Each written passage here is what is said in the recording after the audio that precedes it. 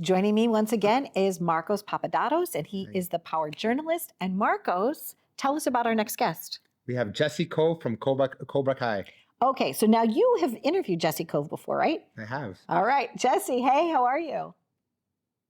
Thanks, guys, for having me. I'm good. How are you? Good. I think it's the first time that we've gotten a chance to work together. So tell us how your connection with Marcos began, because you guys kind of are friends now.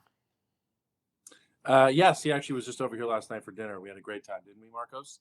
Awesome time. He knows a friend of mine who I worked with, Clayton Chitty. We did a movie together, Christmas movie, and they were friends beforehand. And I think Clay had recommended that be And fun. you had him on to your do, show, so Clayton. yes, that's right. And so we just linked up and we had some fun and we stayed in touch. What was that? Like a month ago? Probably. Very Time nice. flies. Time does fly. What I found so fascinating, Jesse, about your career is that you grew up around the business, right? You were in it from, I guess, since birth, right? But at what point did you decide for yourself that this was going to be your path, your journey? It was always something kind of on my mind. My parents never pushed me to be in the business at all. As you know, it's like a roller coaster. It has its ups and downs. And when I was in high school, I was always in the school plays and always in the film and cinema classes. And I'd say when I was about 17 or 18, I just kind of decided I really wanted to do this professionally. I always enjoyed it. Always loved making people laugh and being in shows. It was always a pet peeve of mine that I love to entertain and do accents for people as well.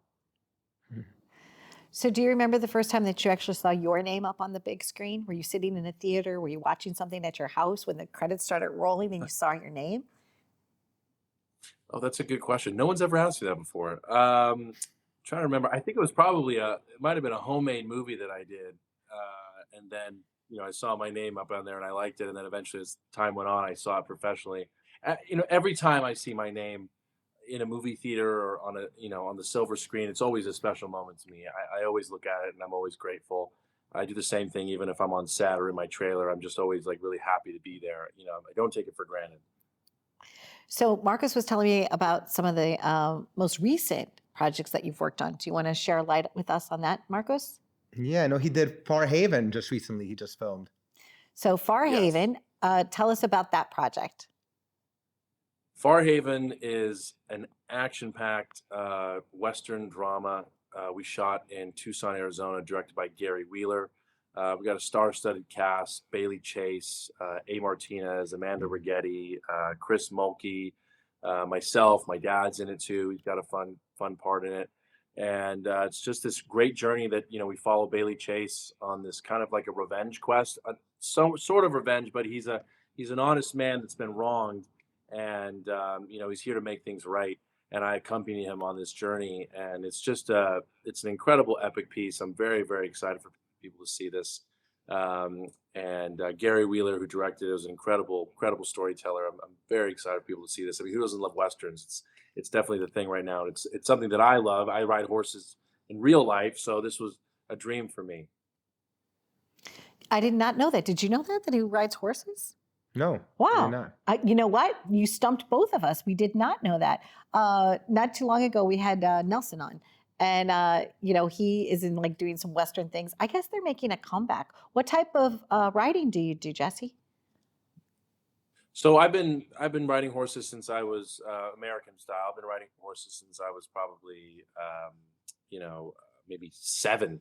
I go on an annual horseback riding trip every year in Wyoming, where Butch Cassidy and the Sundance Kid used to actually hide out. That's called the Hole in the Wall Gang. It's about 50 members, and we're in the saddle for about 6 days. Definitely something I look forward to every year. It's funny that you mentioned that film, because when I was a young girl, when that film was being made, I wrote to MGM because I wanted to know how I could become famous. And the return address was from that film. And I have it hanging in my studio. They actually answered my mail. Like I hand wrote a letter, probably in purple crayon. I don't even know. But they wrote me back. And so I have a little tiny connection to that too. What a great film that was. So the process for you too is, I heard that early on you had like your own video camera and you used to like do things with your dad. You used to like film your own little films. Yes, I used to always take my little toy soldiers and make huge movies and take the camera and move it through all the soldiers as if there was a big battle going on, and I would tell stories, and that's how my film career really started out, was making these fun little movies for the whole family to watch. I'd use like my GI Joes and my alligators and all kinds of stuff, and I'd use like water balloons to make like there was a flood happening and all kinds, kind of like Steven Spielberg did. It's Nice. maybe one day I'll have my own It's never too Fableman young. story. It'll be called The Coves. There, Um, yeah. Never too young. Hey, you know what? You never know. Have you gotten a chance to meet him before? Because you've been growing up in the whole industry. Have you met a few people that have also inspired you? I've met, I mean, probably dozens and dozens of very successful filmmakers, producers, actors. I've been very lucky that way, and they're always all of them have usually been very humble. The only person I was actually ever starstruck in front of was Gary Oldman. Why, I don't know. I'm a Nice. huge fan of Gary Oldman. I've met everybody from Brad Pitt, Angelina Jolie, Meryl Streep, all of them. For some reason, Gary Oldman stumped me. I don't know why. With um, Winston Churchill but himself. Yes, exactly, right? Mhm. And maybe I just watched something of his the night before. Maybe that's what happened. But I'm always inspired by so many directors and actors that I get to see or watch or meet. I remember my dad and we met Leonardo DiCaprio at one of the events for Once Upon a Time in Hollywood, and we just Mm. sat there for 20 minutes, the three of us, just discussing his process for that movie, and we just had a great artistic conversation. It's those conversations that are always the most inspiring. And I know there's a lot of new networking events that are happening also in Los Angeles where people are getting together in small groups. I just saw it on my LinkedIn the other day. I was like, you know what? That's what we need to do. We need to all go out and kind of collaborate and work with one another and make good Network. things happen and network. Have some fun. I totally agree. I've basically created like a little movie theater in my house. I have a huge like screen, and I have a popcorn machine right behind me is with my I camera saw and my that. shield. So I am ready for the events, and I'm definitely here for that. Sounds great. And did you want to ask him anything else, Marcos? Just so the role that your dad played growing up, was he a major influence? Martin Cove?